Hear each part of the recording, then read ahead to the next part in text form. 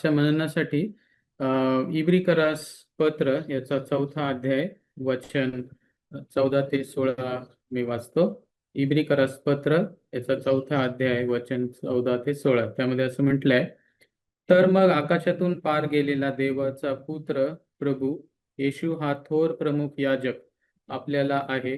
म्हणून आपण जो पत्कार केलेला आहे तो दृढ धरून राहू, कारण आपल्या सर्वांच्या दुर्बलतेविषयी ज्याला सहानुभूती वाटत नाही असा आपला प्रमुख याजक नाही, तर तो सर्व प्रकारे आपल्याप्रमाणे पारखलेला होता तरी निष्पाप राहिला. तर मग आपल्यावर दया व्हावी आणि ऐनवेळी सहाय्यासाठी कृपा मिळावी, म्हणून आपण धैर्याने कृपेच्या राजसनाजवळ जाऊ. असलेलं वचन प्रभू आपल्या सर्वांसाठी आशीर्वादित करो. या ठिकाणी इब्रिकरास पत्र जे लिहिण्यात आलेलं आहे ते यहुदी विश्वासणारे जे आहेत त्यांना उद्देशून विशेष करून लिहिण्यात आलेलं आहे. आणि याकरता की यहुदी विश्वासणारे जे आहेत त्यावेळेस छळ, निराशा अशा गोष्टींना ते सामोरे जात असताना लेखक ह्या ठिकाणी त्यांना प्रभू येशू ख्रिस्त सर्वांपेक्षा कसा थोर आहे ही बाब त्यांना पटवून देत आहे. कारण अनेक जे यहुदी विश्वासणारे आहेत ते त्यावेळेस विश्वासातून मागे जाण्याच्या विचारांमध्ये होते, म्हणजे त्यांच्या यहुदी धर्मामध्ये पुन्हा जाण्याच्या विचारामध्ये होते. त्यावेळेस लेखक या ठिकाणी त्यांना हे सांगत आहे, स्पष्ट करत आहे की प्रभू येशू ख्रिस्त कसा सर्वात उच्च आहे, थोर आहे. म्हणजे तो देवदूतांपेक्षा थोर आहे, तो मोशेपेक्षा थोर आहे, तो यहोशुआपेक्षा थोर आहे. आणि जुन्या करारामध्ये जे सर्व अर्पण करण्यात येत आहे त्या सर्व अर्पणांपेक्षा प्रभू येशू ख्रिस्ताचं अर्पण हे सर्वात श्रेष्ठ आहे, थोर आहे. आणि तो प्रमुख मुख्य याजक आहे, थोर मुख्य याजक आहे, हे या वचनांमध्ये किंवा इब्रिकरासच्या पत्रामध्ये आम्हाला पाहायला मिळतं. हे 3 वचने जे आम्ही पाहिलेले आहेत त्यामध्ये आम्हाला 3 गोष्टी प्रामुख्याने पाहायला मिळतात. पहिलं म्हणजे जो पत्कार केलेला आहे तो दृढ धरून राहा. नंतर ज्याला सहानुभूती वाटत नाही असा आमचा प्रमुख याजक नाही.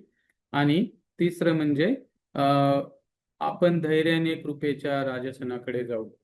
तर ह्या 3 गोष्टी आपण आज पाहणार आहोत. प्रथम 14व्या वचनामध्ये आम्ही पाहतो की आमचा प्रमुख याजक जो आहे तो थोर याजक आहे, नाही का. तर मग आकाशातून पार गेलेला देवाचा पुत्र येशू हा थोर प्रमुख याजक आपल्याला आहे. जुन्या करारामध्ये आणि लेवीच्या 16व्या अध्यायामध्ये आम्हाला पाहायला मिळतं की जो प्रमुख याजक जुन्या करारामध्ये आहे तो देवामध्ये आणि इस्रायलामध्ये एक मध्यस्थीची भूमिका करत असे. प्रायश्चित्ताच्या दिवशी वर्षातून एकदा प्रतिवर्षी आम्हाला ठाऊक आहे की मुख्य याजक जो आहे तो परमपवित्र स्थानामध्ये इस्रायलांच्या वतीने पापाच्या क्षमेसाठी तो परमपवित्र स्थानामध्ये जात असे. अर्पण घेऊन, अर्पणांचं रक्त घेऊन तो परमपवित्र स्थानामध्ये वर्षातून एकदाच जात असे, नाही का. आणि ती सर्व तयारी तो कशा प्रकारे करत असे हे आम्हाला ठाऊक आहे, नाही का. मुख्य याजकाला देखील परमपवित्र स्थानामध्ये डायरेक्ट प्रवेश नव्हता, नाही का. आम्हाला ठाऊक आहे की वेगवेगळ्या सेक्शन्स मधनं, म्हणजे अंगणातून, पवित्र स्थानातून आणि मग परमपवित्र स्थानामध्ये मुख्य याजक जात असे. आणि त्यासाठी सर्व प्रकारच्या तयारीतून त्या मुख्य याजकाला परमपवित्र स्थानामध्ये प्रवेश करता येत असे. प्रथम म्हणजे त्याला स्वतःच्याच पापाविषयी, पाप क्षमेसाठी अर्पण चढवून त्याच्यानंतर जे मोशेने नियम लावून दिले होते त्याप्रमाणे तंतोतंत सर्व गोष्टी करून मगच परमपवित्र स्थानामध्ये प्रवेश होता. आणि आम्हाला पाहायला मिळतं की पृथ्वीवरील जो मुख्य याजक आहे त्याच्या काही मर्यादा आहेत, नाही का. जसं मी म्हटलं की स्वतः शुद्ध होऊन, पवित्र होऊन परमपवित्र स्थानामध्ये जाणं. मुख्य याजक देखील मनुष्यच होता आणि तो तुमच्या आमच्यासारखा पापाच्या स्वभावामध्ये होता. त्याला देखील मृत्यूला सामोरं जावं लागलं, नाही का. आणि प्रतिवर्षी काय करावं लागत असत, प्रतिवर्षी अर्पण चढवावं लागत असत, नाही का. परंतु प्रभू येशू ख्रिस्ताविषयी आम्हाला पाहायला मिळतं की तो कसा आहे, तो प्रमुख थोर याजक आहे. प्रभू येशू ख्रिस्ताच्या मृत्यूनंतर त्याने स्वर्गात पार गेलेला असा आमचा प्रमुख याजक आम्हाला पाहायला मिळतो. इब्रिकरासच्या पत्रामध्ये 9व्या अध्यायाच्या 24व्या वचनामध्ये आम्हाला पाहायला मिळतं की तिथे म्हटलं आहे, खऱ्या गोष्टींचे प्रतिरूप म्हणजे हातांनी केलेले पवित्र स्थान यात ख्रिस्त गेला नाही, तर आपल्यासाठी देवासमोर उभं राहण्यास प्रत्यक्ष स्वर्गात गेला. प्रभू येशू ख्रिस्ताविषयी आम्हाला या ठिकाणी पाहायला मिळतं. आणि या ठिकाणी जुन्या करारामध्ये जे निवास मंडप आहे किंवा मंदिर आहे, याच्या तुलनेमध्ये आम्हाला पाहायला मिळतं की प्रभू येशू ख्रिस्त जो आहे तो हाताने बनवलेल्या पवित्र स्थानामध्ये त्यांनी प्रवेश केला नाही, तर तो देवाच्या समक्षतेमध्ये तुमच्या आमच्यासाठी तो उभा राहिला आहे, नाही का. तो मध्यस्थीचं कार्य करत आहे असा आमचा प्रमुख याजक आम्हाला पाहायला मिळतो. तो तुमच्या आमच्यासाठी तो काय करत आहे, पित्यासमोर तो मध्यस्थीचं कार्य करत आहे. आम्हाला पुढे पाहायला मिळतं की इपिस्करास पत्र याचा 4था अध्याय आणि त्याच्या 10व्या वचनामध्ये आपण काय वाचतो, 4था अध्याय वचन 10, तिथे म्हटलं आहे, जो खाली उतरला होता त्यानेच सर्व काही भरून टाकण्याच्या उद्देशाने सर्वोच्च स्वर्गावरती आरोहण केले आहे. तर या ठिकाणी आम्हाला पाहायला मिळतं की प्रभू येशू ख्रिस्ताने काय केलेलं आहे, त्याने जसा तो खाली आला आहे, नाही का. आम्हाला ठाऊक आहे की प्रभू येशू ख्रिस्त तुमच्या आमच्या पापांना प्रदान करता या पृथ्वीतलावरती प्रभू येशू ख्रिस्ताचं येणं झालं. जसा तो खाली आला, प्रभू येशू ख्रिस्ताचं स्वर्गारोहण झालेलं आहे. आणि आम्हाला पाहायला मिळतं की तो तुमच्या आमच्यासाठी, आमच्या सर्वांसाठी मध्यस्थीचं कार्य तो करत आहे पित्याकडे, नाही का. म्हणजे तो ऍडव्होकेट आहे, तो वकील आहे आणि आमची बाजू तो देवासमोर तो मांडत आहे. इब्रिकरासच्याच पत्रामध्ये 7व्या अध्यायाच्या 25व्या वचनामध्ये आम्हाला पाहायला मिळतं की 7:25 मध्ये पुढे आम्ही असं वाचतो,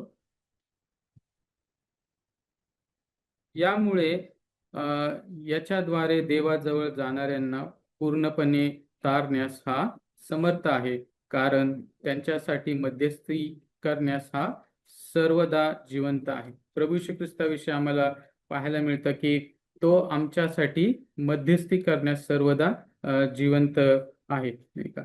आमची विश्वासणारा ज्या वेळेस स्वतःला दुर्बळ मानतो किंवा त्या दुःखाच्या परिस्थितीतून समजत जात असेल, निराशाचं जर जीवन असेल किंवा प्रसंग असेल, जीवनामध्ये दुःख असेल, त्रास असेल, संकट असेल, आमचा प्रमुख याजक काय करत आहे, तो आमच्यासाठी ही इज इंटरसिडिंग फॉर अस, नाही का. तो आमच्यासाठी मध्यस्थीचं कार्य करत आहे की त्यासमोर तो आमची बाजू बाजू मांडत आहे.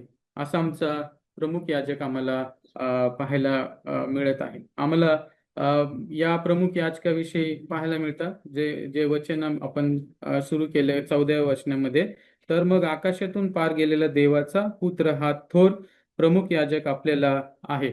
यहुदी लोकांना हे पटवून सांगणं गरजेचं वाटलं, कारण जे यहुदी लोक आहेत त्यांच्यासाठी आकाश आणि आकाशाच्या पलीकडे गेलेला आमचा प्रमुख याजक जो आहे तो प्रभू येशू ख्रिस्त आहे. कारण त्यांच्यासाठी निवास मंडप किंवा मंदिर हे श्रेष्ठ आहे, नाही का. परमपवित्र स्थान जे आहे, अंगणातनं पवित्र स्थान, पवित्र स्थानातनं परमपवित्र स्थान, हे त्यांच्यासाठी श्रेष्ठ आहे. आणि हातांनी बनवलेलं जे आकाश आहे, नाही का, देवाने निर्माण केलेलं आकाश, त्याच्या पलीकडे गेलेला आमचा प्रभू येशू ख्रिस्त जो थोर प्रमुख याजक, ही तुलना करून त्यांना सांगणं हे गरजेचं तिथे त्यांना ते पटवून देण्यासाठी या ठिकाणी हा मुद्दा स्ट्रेस करण्यात आलेला आहे की आकाशातून पार गेलेला देवाचा पुत्र प्रभू येशू हा थोर प्रमुख याजक आपल्याला आहे. म्हणून आपण जो पत्कार केलेला आहे तो दृढ धरून राहू, नाही का. या विश्वासामध्ये आम्हाला टिकून राहायचं आहे, नाही का. ज्याप्रमाणे लेखक यहुदी लोकांना किंवा यहुदी विश्वासणाऱ्यांना हा मुद्दा पटवून सांगत आहे, प्रियांनो, आमच्या जीवनामध्ये देखील त्याचं लागूकरण आहे, नाही का. की देवाचं वचन आम्हाला आज सांगत आहे की ज्या विश्वासामध्ये आम्ही दृढ आहोत, नाही का, ज्या विश्वासावरती प्रभू येशू ख्रिस्तावरती विश्वास ठेवून आम्ही आमचा विश्वास ठेवलेला आहे, त्या विश्वासामधून मागे न जाता त्याच्यामध्ये आम्हाला दृढ राहायचं आहे, त्यामध्ये स्थिर राहायचं आहे. ख्रिस्तरूपी खडकावरती आम्हाला स्थिर केलेलं आहे, त्यामध्ये आम्हाला स्थिर राहायचं आहे. आणि म्हणून प्रभू येशू ख्रिस्त जो आहे तो देवामध्ये आम्हामध्ये एक मध्यस्थीचं कार्य करत आहे. तो आमचा मध्यस्थ आहे, तो आमचा ऍडव्होकेट आहे, तो आमची बाजू मांडणारा आहे.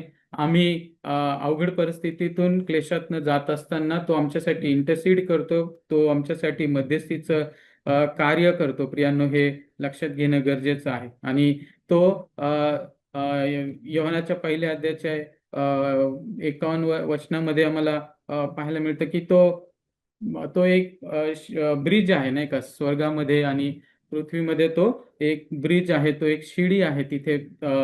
तुम्ही ते वचन आम्हाला ठाऊक आहे. आणि म्हणून जसा तो वर घेतला गेलेला आहे प्रियांनो, तसा तो पुन्हा येणार आहे, हे आम्हाला देवाच्या वचनात आम्हाला पाहायला मिळतं. पुढचा मुद्दा आपण पाहूया.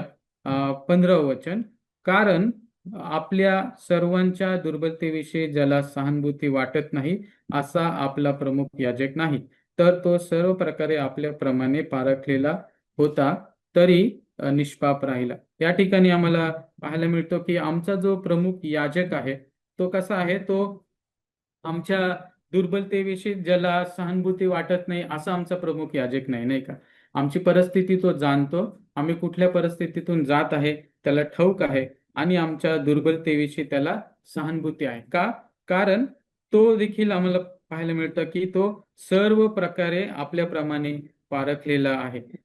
इब्री भाषेमध्ये जो शब्द वापरलेला आहे त्याचा अर्थ आहे की असा जो आपल्या बरोबर सम म्हणजे जे आमचे स्ट्रगल्स आहेत तो आमच्या बरोबर सहन करतो, किंवा आमच्या बरोबर तो चालणारा असा एकत्र. The one who suffers together with someone, नाही का.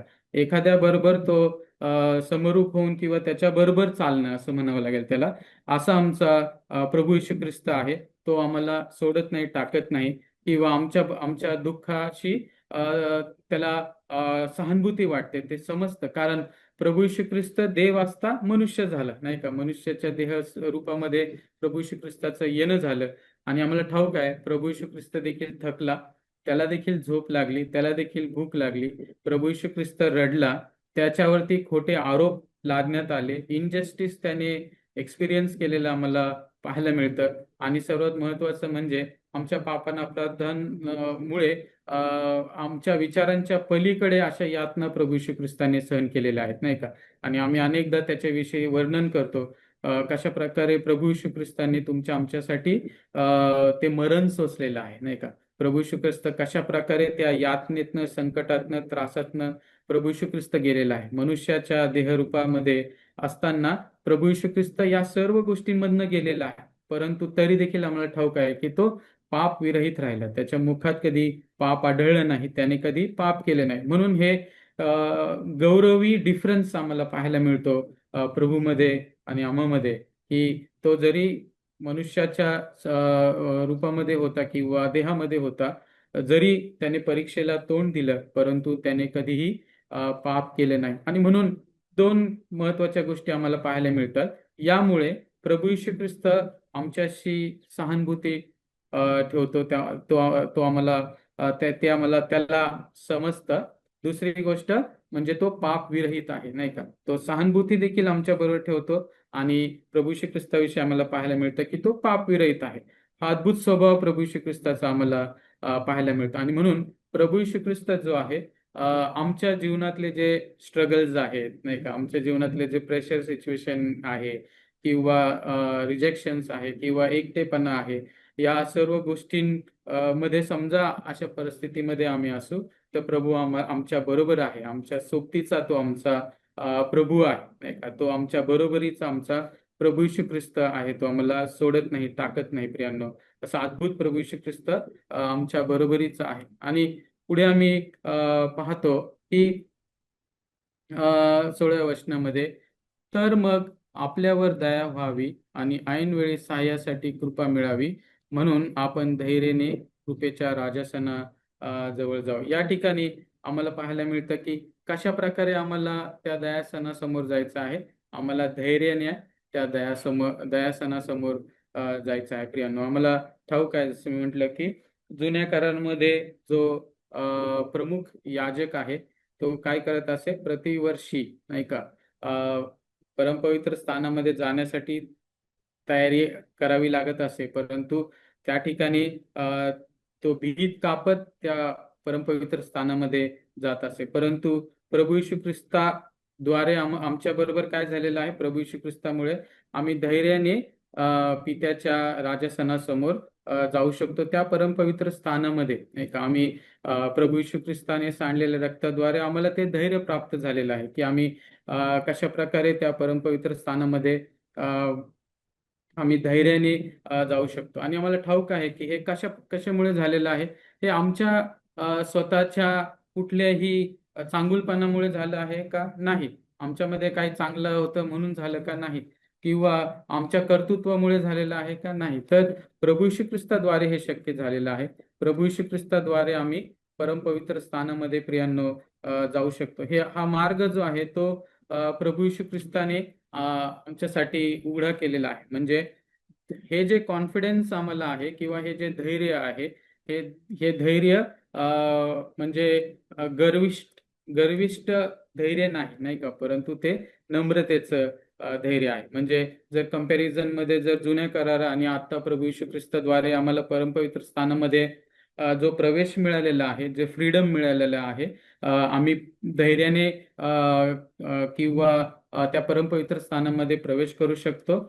यामध्ये तो मोठेपणा नाहीये नाही का, परंतु त्यामध्ये ती नम्रता आहे, कारण आम्हाला ठाऊक आहे की हे प्रभू येशू ख्रिस्ताद्वारे आमच्या जीवनामध्ये प्राप्त झालेलं आहे. आणि म्हणून प्रियांनो, आम्हाला हे लक्षात घ्यायचं आहे की आम्हाला ही जी दया मिळालेली आहे नाही का, ही कशा प्रकारे मिळालेली आहे, आमच्या पापांची क्षमा झालेली आहे. प्रभू येशू ख्रिस्ताद्वारे आम्ही या परमपवित्र स्थानामध्ये आम्ही प्रवेश करू शकतो. म्हणून जीवनाच्या कुठल्याही प्रवासात आम्ही असलो तरी पण नाही का, आम्ही कधीही देवाच्या सानिध्यामध्ये जाऊ शकतो नाही का, स्वतःला नम्र करू शकतो आणि जीवनातल्या ज्या गोष्टी असतील त्या आम्ही देवासमोर मांडू शकतो. आणि म्हणून आम्ही देवाचे आभार मानूया की असा प्रमुख थोर याजक आम्हाला मिळालेला आहे, जो सदोदित आमच्या बरोबर आहे, जो आकाशाच्या पार गेलेला आहे आणि जो जसा वर घेतला गेलेला आहे तसा तो पुन्हा येणार आहे आणि आम्हाला तो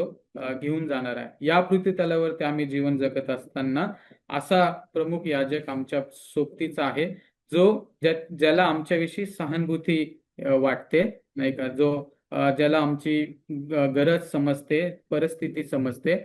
आणि आम्ही कुठल्याही वेळेस नाही का, आम्ही कुठल्याही क्षणी प्रभू येशू ख्रिस्ताद्वारे परमपवित्र स्थानामध्ये जाऊ शकतो. त्याबद्दल आम्ही खरोखर देवाचे आभार मानूया आणि ह्या छोट्याशा विचारामधून देवाचा खरोखर गौरव करूया की असा थोर प्रमुख याजक, जो सर्वश्रेष्ठ प्रभू परमेश्वर आम्हाला लाभलेला आहे. त्याबद्दल देवाचे आभार.